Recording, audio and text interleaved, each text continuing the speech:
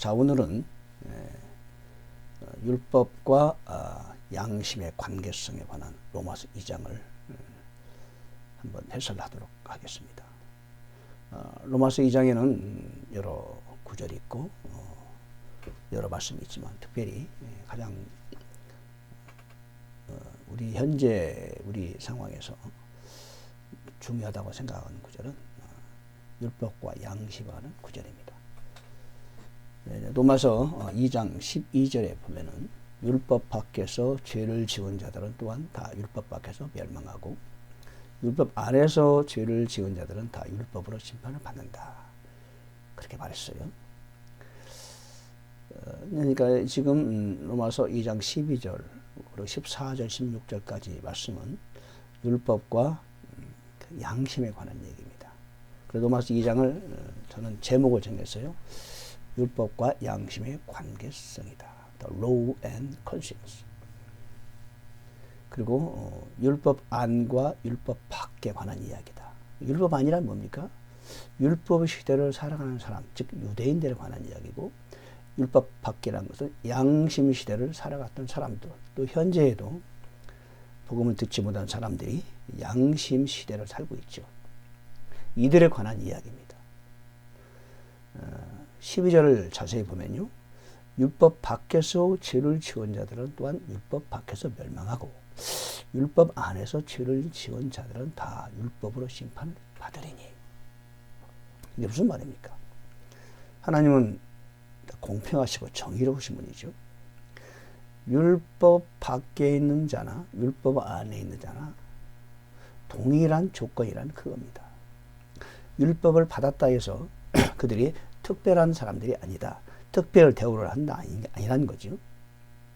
그래서 2장 14절에 보면은 율법을 소유하지 않은 이방인들이 본성을 통해 율법 안에 들어있는 것들을 행할 때 이런 사람들은 율법을 소유하지 않아도 자기에게 율법이 된다. 15절 이런 사람은 또한 자기 양심이 증언하며 자기 생각들이 서로 고소하고 변명하는 가운데 자기 마음속에 기록된 율법의 행위를 보이느니라. 지금 이거는 구체적으로 말씀드리면 개역개정과 약간 다른 번역입니다. 원문 번역이라고 보시면 되죠. 비슷하지만 전체적으로 이 말씀이 무슨 말이냐?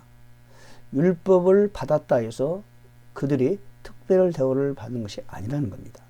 즉 율법을 받았으면 율법이 그들의 심판의 기준이고 율법을 받지 않은 양심을 가진 사람들은 양심이 또한 기준이 된다. 그 얘기입니다. 즉 율법이 양심이고 양심이 곧 율법이다.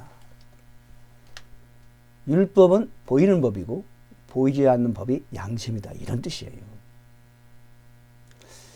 왜 하나님께서 특별히 유대인들에게만은 특별 대우를 하실 리가 없죠? 마치 그런 말을 많이 하지. 유대인은 모짜레판에 불과하다. 그렇죠? 모짜레판에 있는 무나 다른 논밭에 심은 다른 논에 심은 그 무는 같은 거죠.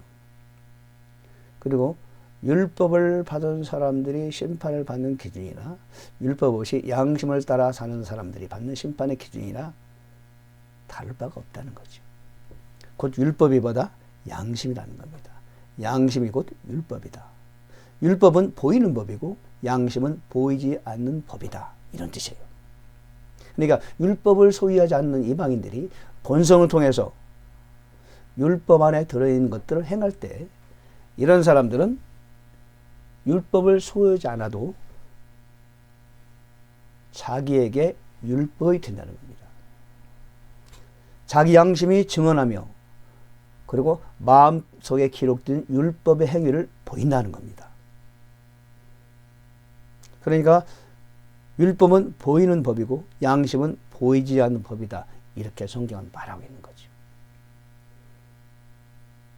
그러므로 양심 시대를 살아갔던 수많은 사람들이 있죠. 유대인들이 율법을 받기 전에도 그렇고 율법을 받고 살아갈 때 당시 세계 모든 국가에 살고 있는 사람들은 양심을 따라 살았어요. 그들에게나 유대인에게나 하나님께서는 동일한 잣대를 적용했다는 거죠.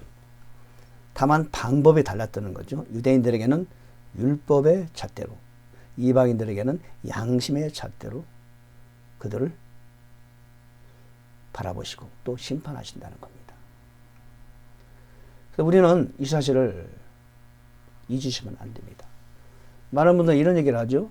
양심 시대를 살았던 분들은 모두 다 복음을 접하지 않았기 때문에 심판을 받고 다 멸망했다. 그렇지 않다는 거죠. 그들도 양심이란 법에 의해서 살았다는 겁니다.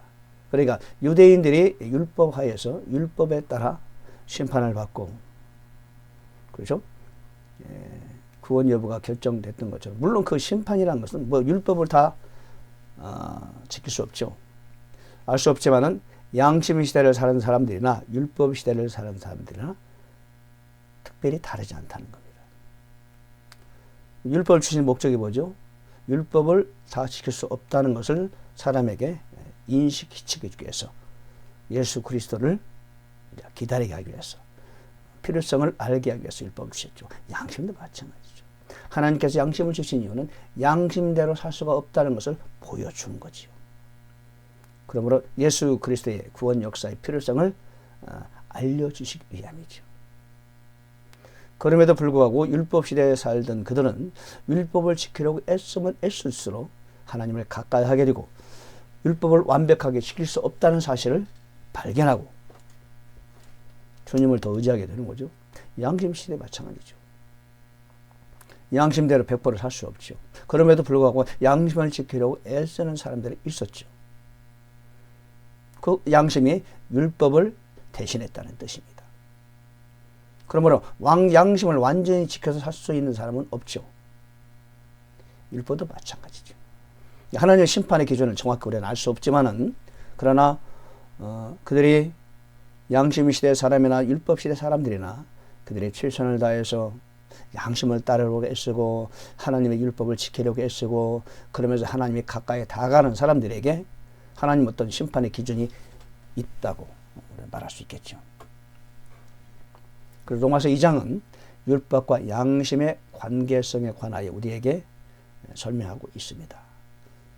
다시 말씀드리면 2장 12절에 율법 밖에서 지혜를 지은 자들은 율법 밖에서 멸망하고 율법 안에서 지혜를 지은 자들은 다 율법으로 심판을 받는다. 즉 율법 밖이나 율법 안이나 심판의 기준에 차이점은 없다는 겁니다. 곧 율법이 양심이요, 양심이 곧 율법이다. 율법은 보이는 법이요, 보이지 않는 법, 양심이 바로 보이지 않는 법이다. 우리는 그 사실을 이해할 필요가 있습니다. 아직도 양심 시대를 살아가는 사람들이 있죠.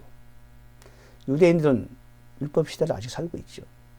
복음을 접하지 못한 이 지구상에 참 구석구석 아직도 양심을 따라 살려고 애쓰는 사람들이 있어요. 그들은 아직도 양심 시대를 살고 있어요. 우리가 사람을 함부로 심판하거나 정죄할 수 없다는 것을 우리가 다시 한번 깨닫게 됩니다.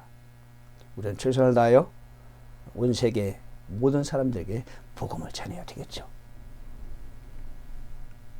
오늘은 로마서 2장에서 양심과 율법의 관계성에 관하여 같이 연구하고 공부했습니다. 감사합니다.